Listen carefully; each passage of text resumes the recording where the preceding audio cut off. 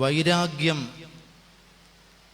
എന്നൊരു മലയാള വാക്ക് നമുക്കെല്ലാവർക്കും പരിചിതമായ വാക്കാണ്.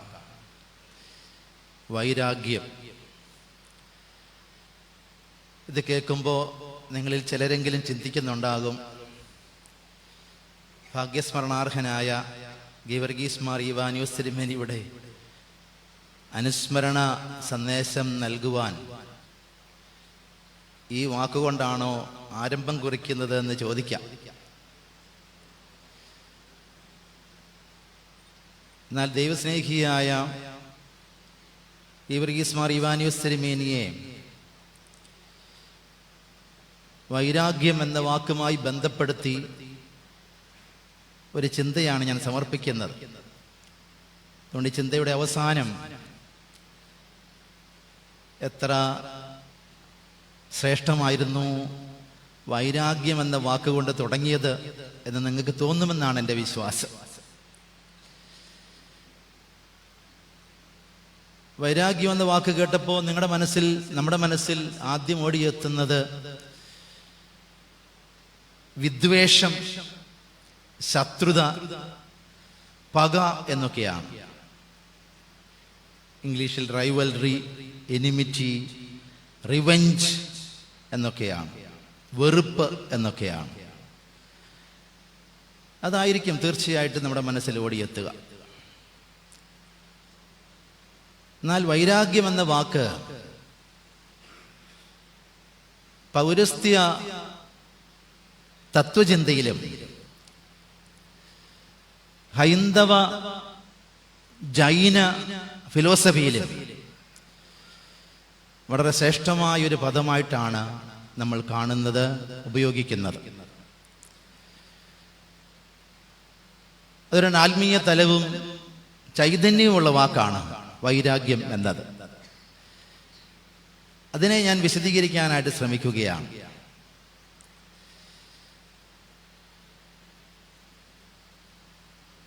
ദൈവസ്നേഹിയായ ഗീവർഗീസ് മാർ ഈവാനിയോസ് തിരുമേനി ഒരു വൈരാഗ്യക്കാരനായിരുന്നു എന്നതാണ് എൻ്റെ ഇന്നത്തെ ഈ സന്ദേശത്തിൻ്റെ ഹെഡ്ലൈൻ, തലവാചകം. ഭാഗ്യസ്മരണാർഹനായ ദൈവസ്നേഹിയായ ഗീവർഗീസ് മാർ ഈവാനിയോസ് തിരുമേനി ഒരു വൈരാഗ്യക്കാരനായിരുന്നു. വൈരാഗ്യം എന്ന വാക്ക് പഠിക്കുമ്പോൾ ഒരു വ്യക്തിയെ വൈരാഗ്യക്കാരനെന്ന് സംബോധന ചെയ്യാൻ ആ വ്യക്തിയിൽ 4 ക്യാരക്ടറിസ്റ്റിക്സ് ഉണ്ടായിരിക്കണം എന്നതാണ് പൗരസ്ത്യ ഫിലോസഫി.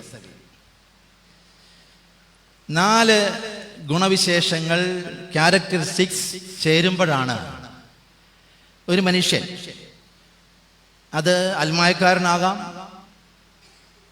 ആത്മീയ നേതാക്കന്മാരാകാം, പിതാക്കന്മാരാകാം, ആരുമായിക്കൊള്ളട്ടെ, ഈ 4 ഗുണങ്ങൾ, ക്യാരക്ടറിസ്റ്റിക്സ് ചേരുന്നു എന്ന് നമുക്ക് ബോധ്യപ്പെട്ടാൽ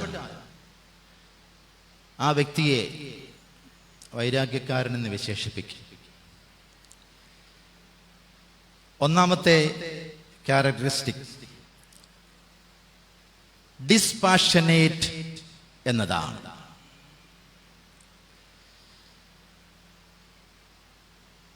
നമ്മുടെ ജീവിത അനുഭവങ്ങളെ നമ്മൾ സചേതനമെന്നും അചേതനമെന്നും തിരിച്ച് ബന്ധപ്പെടുത്തി ചിന്തിക്കാറുണ്ട്.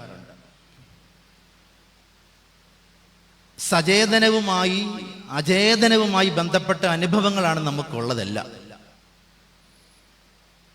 എന്താണ് സചേതനം എന്ന് പറഞ്ഞാൽ? ജീവനുള്ളതെന്നാണ്. അചേതനം എന്ന് പറഞ്ഞാൽ ജീവനില്ലാത്തത് എന്നതാണ്. ഇത് രണ്ടും വേർതിരിച്ച് പലതിനെക്കുറിച്ചും പറയാം. സചേതനം ദൈവവും മനുഷ്യനും മൃഗങ്ങളും പക്ഷികളും എല്ലാം അടങ്ങുന്ന ജീവനുള്ള വസ്തുക്കളെയാണ് സചേതനം എന്ന് പറയും. സചേതനമായ വസ്തുക്കൾ. അചേതനം എന്ന് പറയുന്നത് ജീവനില്ലാത്തതാണ്. അത് പണമാണ്, അധികാരമാണ്, പദവിയാണ്, സ്ഥാനമാണ്, നമ്മുടെ ഫോണാണ്, വീടാണ്, വാഹനമാണ്. അങ്ങനെ നീണ്ടു കിടക്കുന്നു ആ ലിസ്റ്റ്. ഒരു വ്യക്തി ഡിസ്പാഷനേറ്റ് ആണ് എന്ന് പറയുന്നത് ആ വ്യക്തി സചേതനമായ അനുഭവങ്ങളോട് വളരെ ഭക്തിപൂർവ്വം ഇടപെടുകയും അചേതനമായതിനെ ഗൗനിക്കാതിരിക്കുകയും ചെയ്യുന്ന അവസ്ഥയ്ക്കാണ് ഡിസ്പാഷനേറ്റ് എന്ന് പറയുന്നത്.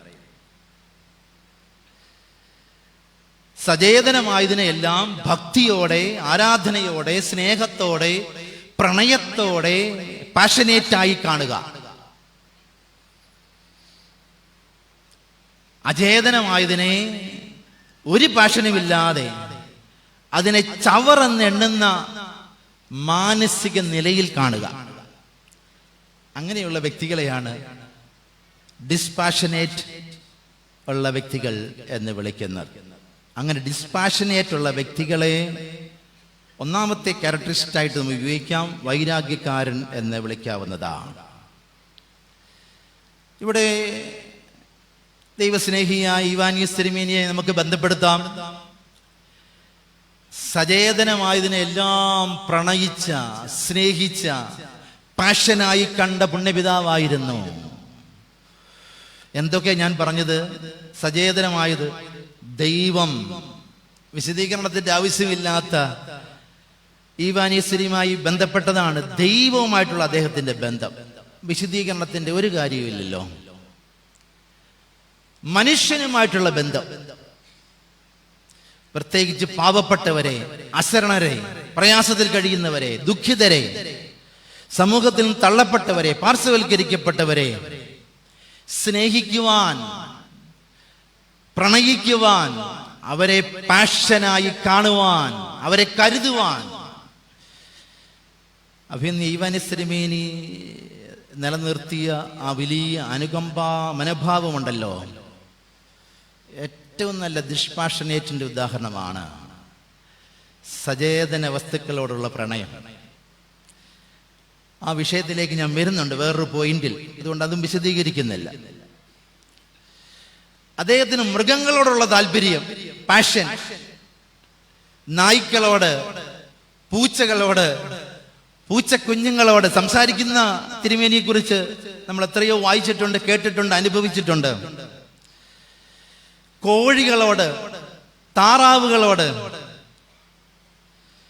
പശുക്കളോട്. പശുപരിപാലനം ഈ ദേറായുടെ ഒരു പ്രധാനപ്പെട്ട ഘടകമായിരുന്നു.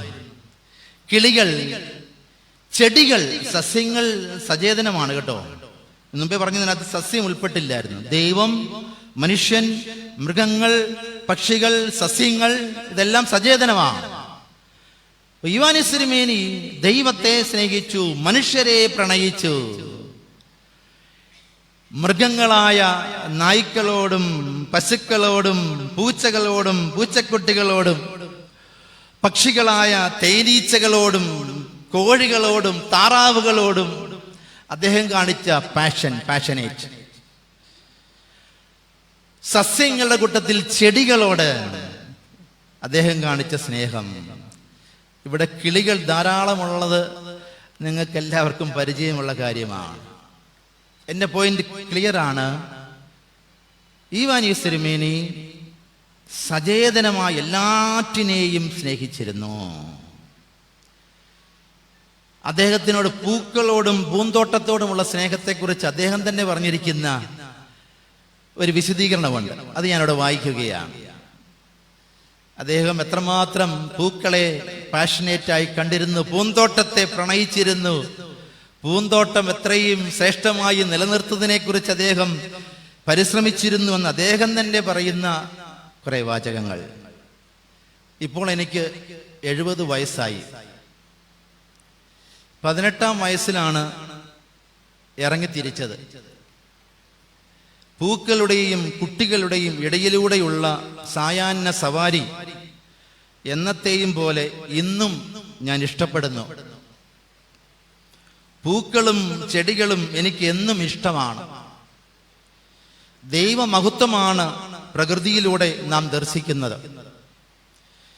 ഏദൻ തോട്ടം ഉണ്ടാക്കിയ ശേഷമാണ് ദൈവം മനുഷ്യനെ സൃഷ്ടിച്ചത്. പ്രകൃതിയിൽ അതിനനുസൃതമായി ജീവിക്കുവാനാണ് ദൈവത്തിൻ്റെ ആഹ്വാനം. സത്യത്തിൽ മനുഷ്യനെ ഒരു തോട്ടക്കാരനായിട്ടാണ് ദൈവം സൃഷ്ടിച്ചത്. പുറത്തെ പ്രകൃതിയും അകത്തെ പ്രകൃതിയും ശരിപ്പെടുത്തുക, കളകൾ പറിക്കുക, അധ്വാനിക്കുക, തോട്ടം കാക്കുക, ഹൃദയത്തിൽ സമാധാനത്തിന്റെ പൂക്കൾ വിരിഞ്ഞ് സൗരഭ്യം പരത്തുമ്പോഴാണ് ജീവിതം അർത്ഥപൂർണമാവുക. ഇത് ഭാഗ്യസ്മരണാർഹനായ പിതാവിൻ്റെ സ്വന്തം വാക്കുകളാണ്. അദ്ദേഹം എത്രമാത്രം പൂക്കളെയും പൂന്തോട്ടത്തെയും സസ്യങ്ങളെയും സ്നേഹിച്ച്, അതിന് അദ്ദേഹത്തിൻ്റെ തത്വപരമായ വിശദീകരണമാണ്. എന്തുകൊണ്ട് ഞാൻ ഇതിനെ സ്നേഹിക്കുന്നു, എന്തുകൊണ്ട് ഞാൻ ഈ പൂക്കളെ എൻ്റെ ജീവിതത്തിൻ്റെ പാഷനേറ്റായി കാണുന്നു എന്ന് അദ്ദേഹം വിശദീകരിക്കുകയാണ്. ഇത് സചേതന വസ്തുക്കളോടുള്ള അദ്ദേഹത്തിൻ്റെ സ്നേഹത്തെക്കുറിച്ചാണ് പറഞ്ഞത്. അചേതന വസ്തുക്കളോട് അദ്ദേഹം കാണിച്ച വിമുഖത, വിരക്തി, അതുകൂടെ നമ്മൾ അറിയണം. നമ്മൾ അറിയണമെന്ന് പറഞ്ഞാൽ ഇവിടെ അറിയാത്തവരാരും അല്ല ഇരിക്കുന്നെന്ന് എനിക്കറിയാം. പക്ഷെ എൻ്റെ വിഷയം വിശദീകരിക്കുമ്പോൾ അതുകൂടെ പറഞ്ഞു പോകുമ്പോഴാണല്ലോ അതിനൊരു വ്യക്തതയും ക്ലാരിറ്റിയും ഉണ്ടാകുന്നത്. അചേതന വസ്തുക്കളുടെ കൂട്ടത്തിൽ ഞാൻ 2-3 കാര്യങ്ങൾ പറഞ്ഞു. പണത്തെ ഒരു തരത്തിലും സ്നേഹിക്കാത്ത ഒരു പുണ്യപിതാവായിരുന്നു. അദ്ദേഹത്തെ ഇഷ്ടപ്പെടുന്നവരും അദ്ദേഹത്തിൻ്റെ ആരാധകരും അദ്ദേഹത്തിൻ്റെ സ്നേഹിതരുമാണ് ഇവിടെ ഇരിക്കുന്നതെന്ന് എനിക്കറിയാം. പണത്തെ സ്നേഹിക്കാത്ത പുണ്യപിതാവ്. പണം അചേതനമാണ്, അതിനെ പ്രണയിക്കത്തില്ല, സ്നേഹിക്കത്തില്ല, അത് തൻ്റെ ജീവിതത്തിൻ്റെ ഭാഗമല്ല എന്ന് അതിനെ പ്രവൃത്തികളിലൂടെ വിശദീകരിച്ച മനുഷ്യനായിരുന്നു. അതും അടുത്തൊരു പോയിന്റ് വരുന്നുണ്ട്, അതിന്റെ വിശദീകരണം ഞാൻ പറയാം. അധികാരം, സ്ഥാനം, പദവി ചവറന്നാണ് എണ്ണിയിരുന്നത്. ചവറന്ന വാക്ക് വിശുദ്ധ വേദപുസ്തകത്തിലെ വാക്കാണ്. ഫിലിപ്പി ലേഖനം 3-ാം അധ്യായം 7-ാമത്തെ വാക്യമാണ്. പൗലോസ്ലീഹ പറയുന്നത് എല്ലാം ചവറെന്ന് എണ്ണുന്നു. അതുകൊണ്ടാണ് ഈ ചവറെന്ന് 2-3 പ്രാവശ്യം ഇപ്പോൾ കയറി വന്നത് തന്നെ. അധികാരത്തെയും സ്ഥാനത്തെയും പദവിയെയും അദ്ദേഹം ഒരു തരത്തിലും ബഹുമാനിക്കുകയോ ഇഷ്ടപ്പെടുകയോ ചെയ്തില്ല. എപ്പിസ്കോപ്പ സ്ഥാനത്തേക്ക്, മെത്രാപ്പോലിത്ത സ്ഥാനത്തേക്കുള്ള തെരഞ്ഞെടുപ്പിനെ കുറിച്ച് അഭിനന്ദ പിതാവ് തന്നെ രേഖപ്പെടുത്തിയിരിക്കുന്നത് ഇങ്ങനെയാണ്. അത് വായിക്കുമ്പോൾ ഞാൻ ഈ പറഞ്ഞ ആശയം ക്ലിയർ ആകും. എപ്പിസ്കോപ്പൽ സ്ഥാനത്തേക്ക് മത്സരിക്കുന്നതിനെ കുറിച്ച് പലരും പറഞ്ഞു. പേര് നൽകണമെന്ന് ചിലരൊക്കെ നിർബന്ധിച്ചു. ഇത് അപേക്ഷ നൽകി കിട്ടേണ്ട ഒന്നല്ല, ദൈവനിയോഗത്താൽ ലഭിക്കേണ്ടതാണെന്ന് എന്നെ സമീപിച്ചവരോട് ഞാൻ പറഞ്ഞു. 30 പേർ ഒപ്പിട്ട ഒരു നോമിനേഷനുമായി സ്നേഹിതർ എൻ്റെ അടുത്ത് വന്നു. ഞാൻ ഒപ്പിട്ട് നൽകണമെന്നായിരുന്നു അവരുടെ ആവശ്യം. ഞാനത് വാങ്ങി കയ്യിൽ വെച്ചു, മത്സരിച്ചതുമില്ല. വീണ്ടും ചെക്കപ്പിനായി അടയാറിലേക്ക്, അത് നിങ്ങൾക്കറിയാം, അതിലേക്ക് ഞാൻ വരുന്നുണ്ട്. അടയാറിലേക്ക് പോയി. തിരികെ വരുമ്പോഴാണ് എന്നെ മെത്രാപ്പോലിത്ത സ്ഥാനത്തേക്ക് തെരഞ്ഞെടുത്തു എന്ന വാർത്ത ഞാൻ അറിഞ്ഞത്. എൻ്റെ പേര് ഇല്ലാതിരുന്നിട്ടും പരിശുദ്ധ മാത്യൂസ് പ്രഥമൻ കാതോലിക്ക ബാബ തിരുമേനി 4 പേര് കഴിഞ്ഞപ്പോൾ ഒരാളുടെ പേര് ഞാൻ പറയാമെന്ന് പറഞ്ഞ് എൻ്റെ പേര് പറഞ്ഞു. അതെന്താണെന്ന് എനിക്ക് അറിഞ്ഞുകൂടാ. റംബാനാകാൻ പറഞ്ഞപ്പോൾ അനുസരിച്ചത് കൊണ്ടാവും അങ്ങനെ എന്നെയും മേൽപ്പെട്ട സ്ഥാനത്തേക്ക് ഉയർത്തി. ഇവാനിയോസ് എന്ന നാമം സഭ എനിക്ക് നൽകിയതാണ്. ദൈവത്തിൻ്റെ ദാനമെന്നാണ് ആ വാക്കിന്റെ അർത്ഥം. എല്ലാം ദൈവാനുഗ്രഹം മാത്രം. പദവിയെ, സ്ഥാനത്തെ, അധികാരത്തെ, ഉയർച്ചയെക്കുറിച്ച്, വളർച്ചയെക്കുറിച്ച് ഡിസ്പാഷനേറ്റ് ആയിരുന്നു. ഒരു തരത്തിലും അതിനോട് ആഭിമുഖ്യം കാണിക്കാൻ, താല്പര്യം കാണിക്കാൻ, ആ സ്ഥാനത്തേക്ക് വരണം എന്ന് ആഗ്രഹിക്കുവാൻ അദ്ദേഹത്തിന് കഴിയില്ല. കാരണം അചേതനമാണത്.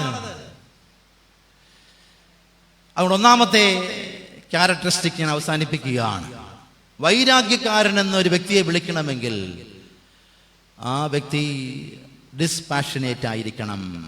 സചേതനമായതിനെ സ്നേഹിക്കുകയും അചേതനമായതിനെ നിരസിക്കുകയും ചെയ്യുക. രണ്ടാമത്തെ ക്യാരക്ടറിസ്റ്റിക്, ഒരാൾ വൈരാഗ്യക്കാരനാകാൻ ഡിറ്റാച്ച്മെന്റ്, വേർപെടുത്തൽ എന്നാണ്. ഫിലിപ്പ് ലേഖനം 3-ാം അധ്യായം 7-8 വാക്യങ്ങൾ.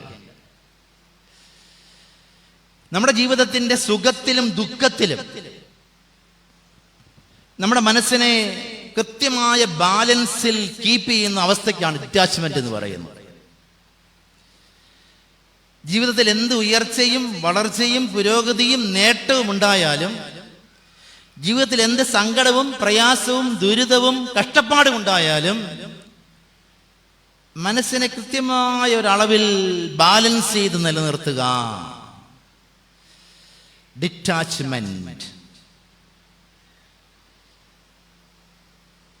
ഞാൻ മുമ്പേ പറഞ്ഞതുപോലെ അഭിയൻ തിരുമേനി കണക്ട് ചെയ്യാം ആ വിഷയം. മെത്രാപ്പോലിത്ത സ്ഥാനത്തേക്ക് തിരഞ്ഞെടുക്കപ്പെട്ടപ്പോൾ അദ്ദേഹത്തിന്റെ റെസ്പോൺസ് എങ്ങനെയായിരുന്നു നമ്മൾ കേട്ടു. അതിനുശേഷം അദ്ദേഹം ഒരു സ്വീകരണ സമ്മേളനത്തിനും മീറ്റിങ്ങിനും പോയില്ലെന്നാണ് അദ്ദേഹം തന്നെ രേഖപ്പെടുത്തിയതും അദ്ദേഹത്തിന്റെ കൂടെയുള്ളവർ പറഞ്ഞറിയുന്നത്. ഒരു ആഘോഷവുമില്ല, ഒരു സ്വീകരണവുമില്ല, ഒരു അനുമോദന മീറ്റിങ്ങിലും പങ്കെടുക്കുകയില്ല. ഒരു രഥത്തിലും കയറി 4 പേരെ കാണുക, എനിക്ക് ഉയർച്ചയുണ്ടായി, എനിക്ക് വലിയ നേട്ടമുണ്ടായി, ഞാൻ സഭയുടെ മെത്രാപ്പോലിത്തയായി എന്ന് കാണിക്കാൻ അദ്ദേഹത്തിന് യാതൊരു താല്പര്യവുമില്ലായിരുന്നു. എന്നെ കേൾക്കുന്നവർ, അദ്ദേഹത്തോട് അടുപ്പമുള്ളവരെല്ലാം പറയുന്നതാണല്ലോ ഇത്. ദൈവവും പരിശുദ്ധ സഭയും ഏൽപ്പിച്ച ഉത്തരവാദിത്വം വിനയത്തോടെ ഭക്തിയോടെ നിർവഹിക്കാനാണ് അദ്ദേഹം ശ്രമിച്ചത്. വിജയത്തിൽ അഹങ്കരിക്കാതെ ഏത് നേട്ടമുണ്ടായാലും കൃത്യമായ ബാലൻസ്, കൃത്യമായ ഒരു മാനസിക നിലവാരം നിലനിർത്തുവാൻ അദ്ദേഹത്തിന് കഴിഞ്ഞു എന്നുള്ളത് അദ്ദേഹം വൈരാഗ്യക്കാരനായിരുന്നു എന്നുള്ളതിന് തെളിവാണ്.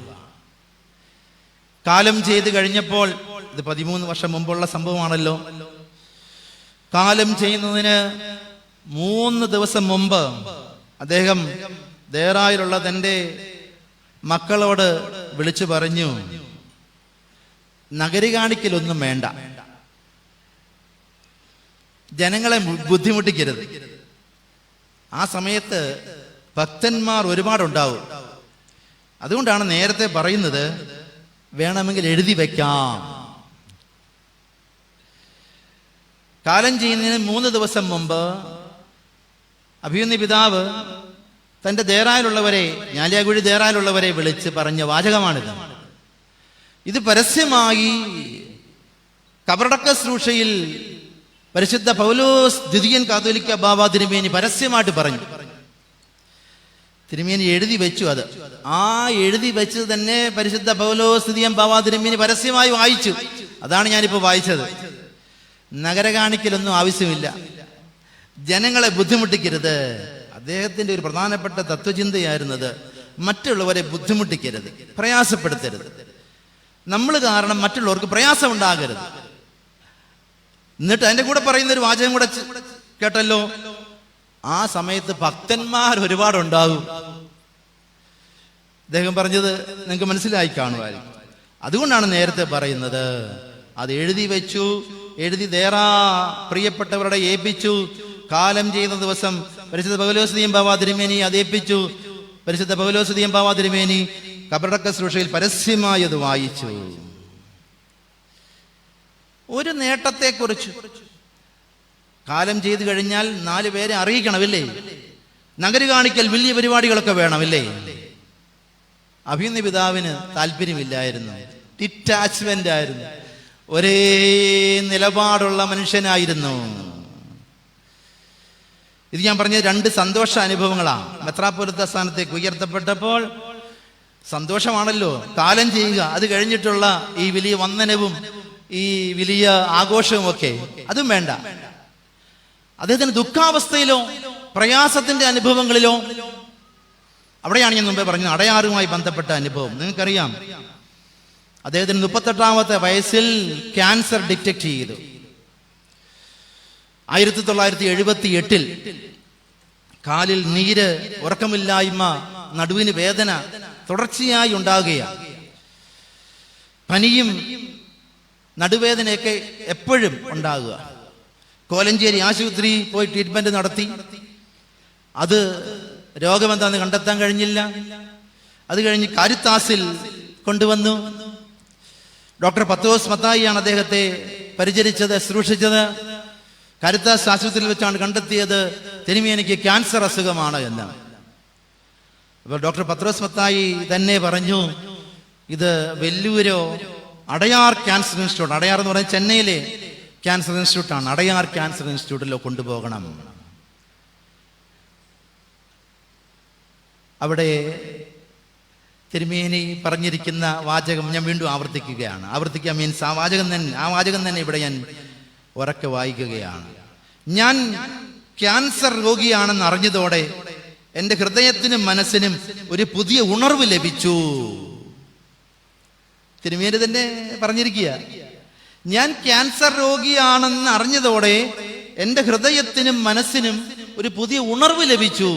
അങ്ങനെയാണോ സാധാരണ രോഗികളാകുന്നവർ പറയുന്നത്? പ്രത്യേകിച്ച് ക്യാൻസർ പോലെയുള്ള അസുഖങ്ങൾ വരുന്നവർ അങ്ങനെയാണോ പറയുന്നത്? തിരുമേനി പറയുന്നത് അങ്ങനെയാണ്. എനിക്ക് പുതിയ ഉണർവ് ലഭിച്ചു. എൻ്റെ മനസ്സിൽ പെട്ടെന്നുണ്ടായ ആശയം accept it is God's will എന്നായിരുന്നു.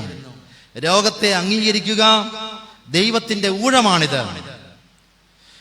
രോഗിയായി തീർന്ന ഞാൻ ദൈവകരങ്ങളിലേക്ക് സമർപ്പിച്ചപ്പോൾ ലഭ്യമായത് പൂർണ്ണ ആശ്വാസമായിരുന്നു, മനസമാധാനവും. പതുക്കെ പതുക്കെ എനിക്ക് ധൈര്യം ലഭ്യമായി, പേടി മാറി. വിവരമറിഞ്ഞ് എത്തിയ സ്നേഹിതരെ ആശ്വസിപ്പിക്കാനുള്ള ഉൾക്കരുത്തും ലഭ്യമായി. എനിക്ക് ഡിറ്റാച്ച്മെന്റിന്റെ ഉദാഹരണമാണ് പറയുന്നത്. താനൊരു രോഗിയായി 78 ക്യാൻസർ രോഗം സാധാരണമല്ല. അന്ന് ക്യാൻസർ ഡിറ്റക്ട് ചെയ്താൽ ആള് പോകും, ആള് പോയിരിക്കും. അതാണ് ചരിത്രവും അനുഭവവും. എന്നാൽ തിരുമേനി പറയുകയാണ്, എനിക്ക് ക്യാൻസർ രോഗമാണെന്നറിഞ്ഞപ്പോൾ എനിക്ക് പുതിയ ഉണർവുണ്ടായി, ചൈതന്യമുണ്ടായി, എനിക്ക് ധൈര്യം കിട്ടി. എൻ്റെ അടുക്കൽ ധാരാളം പേര് വന്നു ആശ്വസിപ്പിക്കാൻ, പ്രയാസത്തോടെ ദൈന്യതയോടെ നോക്കാൻ. അച്ഛൻ പോവുകയാണല്ലോ, അച്ഛൻ മരിക്കാൻ പോവുകയാണല്ലോ എന്ന് ദൈന്യഭാവത്തോടെ അവരെല്ലാം ധൈര്യപ്പെടുത്തി, അവരുടെ എല്ലാം പേടി മാറ്റി, അവരെ ആശ്വസിപ്പിച്ച് തിരിച്ചയച്ച പുണ്യപിതാവാണ് അഭിനന്ദനായ ഗീവർഗീസ് മാർ ഇവാനിയോസ് തിരുമേനി. ദുഃഖാവസ്ഥയിലും മനസ്സിന്റെ നിലവാരത്തിന് മാറ്റമില്ല. അതാണ് ഡിറ്റാച്ച്മെന്റ്. ഉയർച്ചയിലും താഴ്ചയിലും, വിജയത്തിലും പരാജയത്തിലും, നേട്ടത്തിലും ഇല്ലായ്മയിലും ഒരേ മാനസിക നിലവാരം നിലനിർത്തിയ പുണ്യപിതാവ്. അങ്ങനെയുള്ളവരെയാണ് വൈരാഗ്യക്കാരൻ എന്ന് വിശേഷിപ്പിക്കുന്നത്. ഒന്നാമത്തേത് ഡിസ്പാഷനേറ്റ്, രണ്ടാമത്തേത് ഡിറ്റാച്ച്മെന്റ്, മൂന്നാമത്തേത് റിനൗൺസിയേഷൻ, പരിത്യാഗം, ആത്മപരിത്യാഗം, സെൽഫ് റിനൗൺസിയേഷൻ. സ്വന്തം താല്പര്യങ്ങൾ മറ്റുള്ളവർക്കായി ബലി കഴിക്കുന്നവർ, സ്വന്തം താല്പര്യങ്ങൾ മറ്റുള്ളവർക്കായി ബലി കഴിക്കുന്നവർ. ഫിലിപ്പിയാൻ ലേഖനം 2-ാം അധ്യായം 7-8 യേശുക്രിസ്തുവിന്റെ കെനോസിസ് ആണ് അത് പറയുന്നത്. 1 കൊരിന്ത്യർ 9-ാം അധ്യായം 27-ാമത്തെ വാക്യം, ഫിലിപ്പീൻസ് 3-ാം അധ്യായം 8-ാമത്തെ വാക്യം. സ്വന്തമെന്ന് അവകാശപ്പെടാൻ ഒന്നുമില്ല, എല്ലാം ദൈവത്തിനും പരിശുദ്ധ സഭയ്ക്കും സമൂഹത്തിനും വേണ്ടി ഉള്ളതാണെന്ന് പൂർണ്ണമായി ചിന്തിച്ച് പ്രവർത്തിച്ച പുണ്യപിതാവാണ് ദൈവസ്നേഹിയായ മാർ ഇവാനിയോസ് തിരുമേനി. അതിന് ഉദാഹരണം പറയാം, ക്യാൻസർ ചികിത്സയുമായി ബന്ധപ്പെട്ട് തന്നെ പറയാം. തിരുമേനി എഴുതി വച്ചിരിക്കുന്ന കാര്യം തന്നെ പറയാം, തിരുമേനി പറഞ്ഞ കാര്യങ്ങൾ തന്നെ പറയാം. ഡോക്ടർ പത്രോസ് മത്തായിയുടെ നിർദ്ദേശപ്രകാരം മദ്രാസിലെ അടയാർ ക്യാൻസർ ഇൻസ്റ്റിറ്റ്യൂട്ടിൽ ക്യാൻസർ ചികിത്സയ്ക്കായി പോകാൻ തീരുമാനിച്ചു. ആദ്യം സജഷൻ വന്നത് വെല്ലൂരാണ്. വലിയ ചികിത്സാ ചെലവ് വരുന്ന ആശുപത്രി ആയതുകൊണ്ട് അവിടെ വേണ്ടാന്ന് വെച്ചു. തിരുമേനി തന്നെ പറഞ്ഞു, എൻ്റെ കാശില്ല അവിടെ പോയി ട്രീറ്റ്മെന്റ് നടത്താൻ. അടയാറിൽ പക്ഷെ വലിയ ചെലവില്ല, അവിടേക്ക് പോകാൻ തീരുമാനിച്ചു. ശ്രദ്ധിച്ചോണം, തിരുമേനി പറയുക, തീവണ്ടിക്കൂലി 200 രൂപയായിരുന്നു. ഞാൻ പലരോടും കടം ചോദിച്ചു. കോട്ടയത്തു നിന്ന് ചെന്നൈക്ക് പോകാൻ, ഇന്ന് മദ്രാസാണ്, മദ്രാസിലേക്ക് പോകാൻ 200 രൂപ വണ്ടിക്കൂലി വേണം. അദ്ദേഹത്തിന് കൈ കാശില്ല. ഇത് 1978-ലാണ്. 1973 മുതൽ കാരാപ്പുഴ പള്ളിയുടെ വികാരിയാണ് KG ജോർജ് അച്ഛൻ.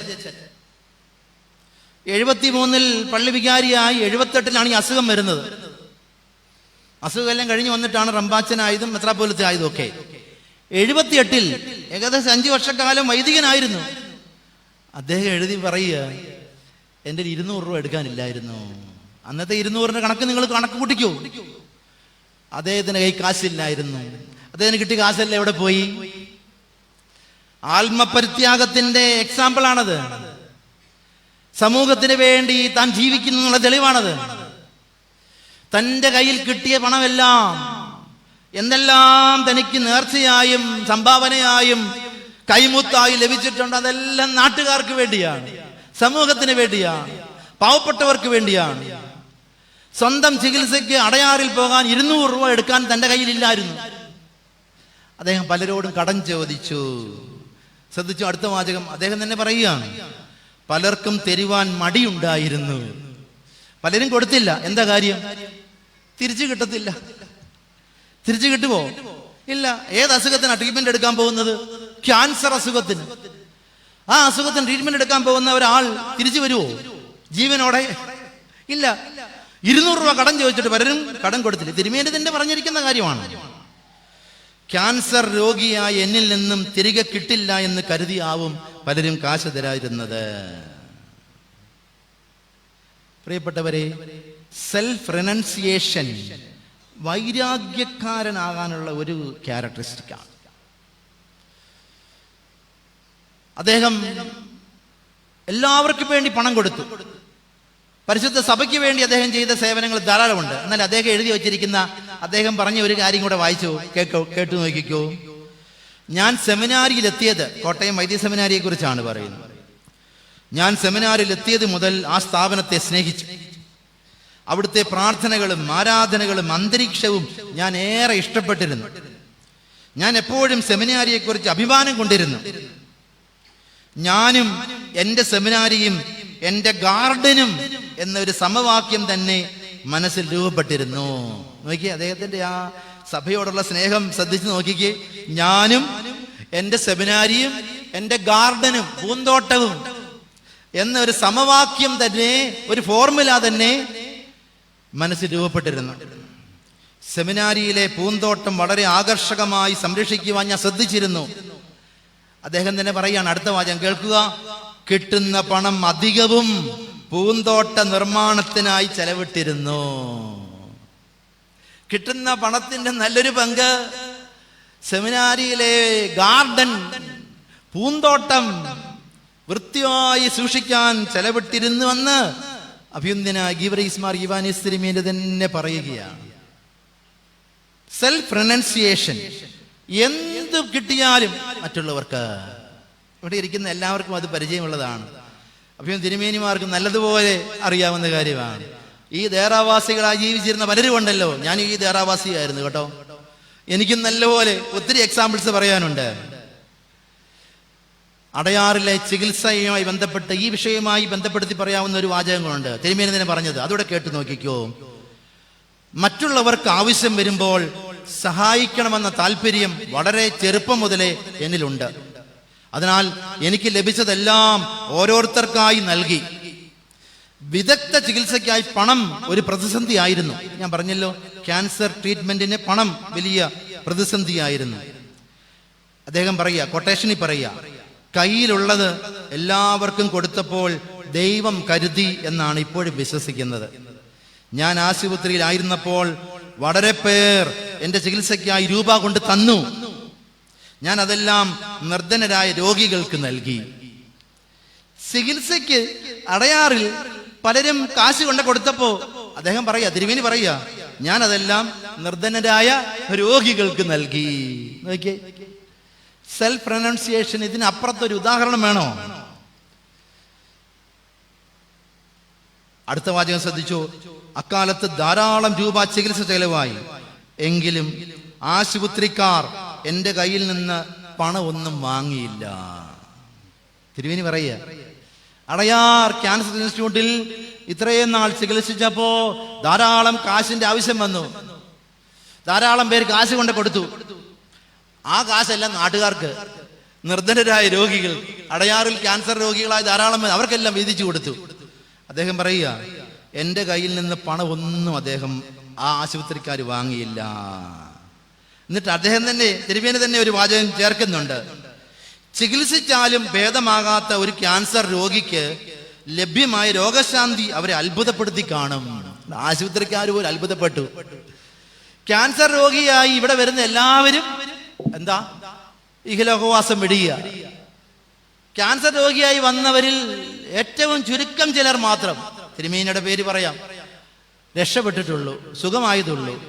ആ ആശുപത്രി മിനിസ്ട്രിയെ മുഴുവൻ അത്ഭുതപ്പെടുത്തി കളഞ്ഞു. തിരുമേനി എഴുതിയ വാചകമാണ്. എന്നിട്ട് അദ്ദേഹം 70-ാമത്തെ വയസ്സിൽ പറയുക, ഈ വർഷം ക്യാൻസർ ഇൻസ്റ്റിറ്റ്യൂട്ടിന്റെ പേർക്ക് 1 ലക്ഷം രൂപ അയച്ചു കൊടുക്കുവാൻ സാധിച്ചു. നോക്കിയേ, 70-ാമത്തെ വയസ്സിലും അതിനു മുമ്പുള്ള 38-ാമത്തെ വയസ്സ്, 40-ാമത്തെ വയസ്സ് അദ്ദേഹത്തിന് ചികിത്സ നടന്നെങ്കിൽ തുടർന്നുള്ള വർഷങ്ങളെല്ലാം അദ്ദേഹം അടയാർ ക്യാൻസർ ഇൻസ്റ്റിറ്റ്യൂട്ടിന് കാശ് അങ്ങോട്ട് അയച്ചു കൊടുക്കുക. Self renunciation. തനിക്ക് കിട്ടിയതെല്ലാം മറ്റുള്ളവർക്ക് വേണ്ടി. അദ്ദേഹത്തിന്റെ പ്രാർത്ഥനാ ജീവിതത്തെക്കുറിച്ചോ പ്രാർത്ഥന കൊണ്ട് മറ്റുള്ളവരെ സഹായിച്ചതിനെ കുറിച്ചൊന്നും പറയുന്നില്ല. ഇപ്പം തന്നെ മത്തുക്കുട്ടി റമ്പാച്ചൻ ഇവിടെ ഒരു ഏറ്റവും റീസെന്റ് ആയിട്ടുള്ള ഉദാഹരണം, റീസെന്റ് ഒന്നും അന്ന് പറയാൻ പറ്റത്തില്ല, ഇവിടെ എല്ലാ ദിവസവും വരുന്നവർക്ക് അനുഭവങ്ങളുടെ നിറവാണ് ഉള്ളത്. റമ്പാച്ചൻ ഒരു ഉദാഹരണം പറഞ്ഞത് മാത്രമാണ്. മറ്റുള്ളവർക്ക് വേണ്ടി സ്വയം ജീവിതം, ആത്മസമർപ്പണം, സെൽഫ് റെനൗൺസിയേഷൻ, ആത്മപരിത്യാഗം നടത്തിയ പുണ്യവാൻ. അങ്ങനെയുള്ളവരെ വൈരാഗ്യക്കാരെന്ന് വിളിക്കാം. ഒരു പോയിന്റ് ഇവിടെ പറഞ്ഞ് അവസാനിപ്പിക്കുകയാണ്. 4-ാമത്തെ വൈരാഗ്യത്തിന്റെ 4-ാമത്തെ ക്യാരക്ടറിസ്റ്റിക്, അങ്ങനെയുള്ളവർ കമ്പോഷർ ആയിരിക്കും, പരിഭ്രമമില്ലാത്തവരായിരിക്കും. ഫിയർലെസ്നെസ് അവരുടെ ജീവിതത്തിന്റെ ഭാഗമായിരിക്കും. നിർഭയത്വം. ഫിലിപ്പിയ ലേഖനം 1-ാം അധ്യായം 21-ാം വാക്യം, 1-ാം അധ്യായം 28-ാമത്തെ വാക്യം. വൈരാഗ്യമുള്ളവർക്ക് ഒന്നിനെയും ഭയപ്പെടേണ്ട കാര്യമില്ല. മരണത്തെ ഭയമില്ല, അപമാനത്തെ ഭയമില്ല. ഇപ്പോഴത്തെ കാലഘട്ടത്തിൽ പറഞ്ഞാൽ സോഷ്യൽ മീഡിയയെയും ഭയമില്ല. നിങ്ങളൊന്ന് ആലോചിച്ച് നോക്കിക്കേ, തിരുമേനിയുടെ കാലഘട്ടത്തിൽ ഇതുപോലെ സോഷ്യൽ മീഡിയ ഉണ്ടായിരുന്നെങ്കിൽ എന്തൊക്കെയായിരുന്നു തിരുമേനിയെ കുറിച്ച് പറയാൻ സാധ്യതയുള്ളത്, എന്തെല്ലാം ട്രോളുകളാകാം ഉണ്ടാകാൻ സാധ്യതയുള്ളത്. അദ്ദേഹം ഒന്നിനെയും പേടിച്ചില്ല. പരിഭ്രമമില്ലായ്മ വൈരാഗ്യത്തിന്റെ ഒരു ക്യാരക്ടറിസ്റ്റിക്കാണ്, ഒരു പ്രധാനപ്പെട്ട ഗുണവിശേഷമാണ്. ഒന്നിനെ പേടിക്കാനില്ല, ഒന്നിനെ കുറിച്ചും ഭയമില്ല, മരണത്തെക്കുറിച്ചും ഭയമില്ല. അതിന് ഒരു വാചകം കൂടെ പറഞ്ഞ് ഞാൻ അവസാനിപ്പിക്കട്ടെ. മദ്രാസിലെ അടയാർ ക്യാൻസർ ഇൻസ്റ്റിറ്റ്യൂട്ടിലേക്ക് ചികിത്സയ്ക്ക് പോകുമ്പോൾ അന്ന് എന്നെ കണ്ട് യാത്രാമൊഴികൾ നൽകുവാൻ അനേകം പേർ ദൈന്യഭാവത്തിൽ എന്നെ നോക്കി. അച്ഛൻ ഇത് സംഭവിച്ചല്ലോ. യാത്രയാക്കുന്നതിന് മുമ്പ് കാരിത്താസിൽ വെച്ച് പ്രാർത്ഥിച്ചിട്ട് സെമിനാരിയിലെ KM അലക്സാണ്ടർ അച്ഛൻ എന്നോട് ചോദിച്ചു, ഇപ്പോൾ മനസ്സിൽ എന്ത് തോന്നുന്നു? അന്നത്തെ KG ജോർജ് അച്ഛനോട് ചോദിക്കുക, KG അലക്സാണ്ടർ അച്ഛൻ, ഇപ്പോൾ എന്താ മനസ്സിൽ തോന്നുന്നത്? അച്ഛൻ പ്രാർത്ഥിച്ചിട്ട് ജോർജ് അച്ഛനെ വിടുകയാണ്. തിരുമേനി പറഞ്ഞ വാചകം, വിശ്വസിച്ചാൽ നീ ദൈവത്തിന്റെ മഹത്വം കാണുമെന്ന് ഞാൻ മറുപടി പറഞ്ഞു. തിരുമേനി തന്നെ പറഞ്ഞതാണ്. മരണത്തെ ഭയമില്ല, പേടിയില്ല, പരിഭ്രമമില്ലായ്മ, ഫിയർലെസ്നെസ് ഒരു പ്രധാന സവിശേഷതയാണ്. എന്തെല്ലാം പരിഹാസങ്ങൾ അദ്ദേഹം കേൾക്കേണ്ടി വന്നില്ലേ? ചെണ്ട കൊട്ടുന്നതിനെ കുറിച്ച്, പടക്കം പൊട്ടിക്കുന്നതിനെ കുറിച്ച്, വെടിവെക്കുന്നതിനെ കുറിച്ച് അദ്ദേഹം എന്തെല്ലാം നടപടികളും അദ്ദേഹത്തിന്റെ നിലപാടുകളും ഉണ്ടായിരുന്നു. ഒന്നിനെയും ഭയന്നില്ല. എന്തിനേലും ഭയന്നോ? കോട്ടയംകാർ പറ, എന്തിനേതെങ്കിലും അദ്ദേഹം ഭയന്നോ? എന്നെല്ലാം ഭീഷണികൾ വന്നു, ഭയമില്ല. കാരണം അദ്ദേഹത്തിന്റെ ജീവിതം അതായിരുന്നു. ഏത് ഭയത്തെയും ഏത് പേടിയെയും താൻ ഉയർത്തിപ്പിടിച്ച ആധ്യാത്മിക ചൈതന്യം കൊണ്ട് തരണം ചെയ്യുവാൻ അദ്ദേഹത്തിന് കഴിഞ്ഞു. അത് മരണത്തെയും അപമാനത്തെയും ഇപ്പോൾ പറയുന്നത് പോലെ സോഷ്യൽ മീഡിയയെയും ഞാൻ പറയുന്ന പോലെ ട്രോളുകൾ ഉണ്ടാക്കുന്നതിനെ കുറിച്ചും അന്നതൊന്നും അത്രയും ആയില്ല. 11 വർഷം മുമ്പ് 15 വർഷം മുമ്പ് അത്രയൊന്നും സോഷ്യൽ മീഡിയ വളർന്നിട്ടില്ല. സൗമ്യമായി എല്ലാത്തിനും നേരിട്ട് അഗൈതവമായ ധീരത കാണിച്ച പുണ്യപിതാവായിരുന്നു നമ്മുടെ ദൈവസ്നേഹിയായ ഭാഗ്യസ്മരണാർഹനായ അഭിവന്യ ഗീവർഗീസ് മാർ ഇവാനിയോസ് തിരുമേനി. അതുകൊണ്ടാണ് ഞാൻ അദ്ദേഹത്തെ പൗരസ്ത്യ ആധ്യാത്മിക ഫിലോസഫിയിൽ പറയുന്ന വൈരാഗ്യം എന്ന വാക്കുമായി കണക്ട് ചെയ്ത് അദ്ദേഹം ഒരു വൈരാഗ്യക്കാരനായിരുന്നു എന്ന് പറയാൻ ശ്രമിച്ചത്. ആമുഖവാചകത്തിൽ നിങ്ങൾ കേട്ടപ്പോൾ വൈരാഗ്യം എന്ന വാക്കുകൊണ്ട് തുടങ്ങാവുന്നതാണോ ഈ അനുസ്മരണ സന്ദേശം എന്ന് ചിന്തിച്ചില്ലേ? ഇതായിരുന്നു എൻ്റെ ഉദ്ദേശം. ഞാൻ അവസാനിപ്പിക്കട്ടെ. ഡിസ്പാഷനേറ്റ് ആയിരിക്കണം, ഡിറ്റാച്ച്മെന്റ് ആയിരിക്കണം. മൂന്നാമത്തേത് എന്താണ് പറഞ്ഞത്?